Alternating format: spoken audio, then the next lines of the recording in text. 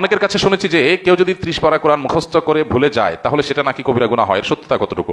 30 পারা কোরআন মুখস্থ করে ভুলে গেলেই শুধু গুনাহ হয়, শুধু সেটা নয়, কোরআনের কোনো আংশিক যদি কেউ মুখস্থ করে, একটা সূরা মুখস্থ করলো, এরপরে সে সেটা ভুলে গেল, এই ভুলে যাওয়াটা যদি তার অবহেলার কারণে হয়, তার নিজস্ব ত্রুটির কারণে হয়, মোতাবাত বা এটাকে ফলো আপ করা, নিয়মিত পড়ার প্রতি অবহেলা করার কারণে যদি ভুলে যায়, তাহলে সে অবশ্যই গুনাহগার হবে, এটা সঠিক।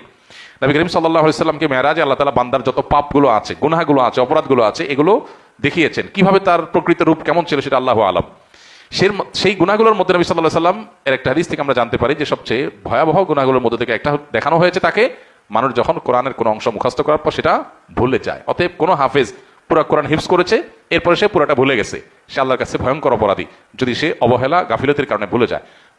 ঠিক একইভাবে কেউ যদি কোনো আংশিক কোনো সূরা, কোনো পৃষ্ঠা, কোনো অংশ বিশেষ মুখস্থ করেছে, এরপর এটা ভুলে গেছে, সেও আল্লাহ তাআলার কাছে এইভাবে অপরাধী। তবে এর বিপরীতে কিছু মানুষ আছে যারা কোরআন মুখস্থ করার পর নিয়মিত পড়ে কিন্তু আর ধরে রাখতে পারে না, তাহলে অবহেলা নাই এখানে, তার চেষ্টা ছিল, তাহলে সে গুনাহগার হবে না ইনশাআল্লাহ।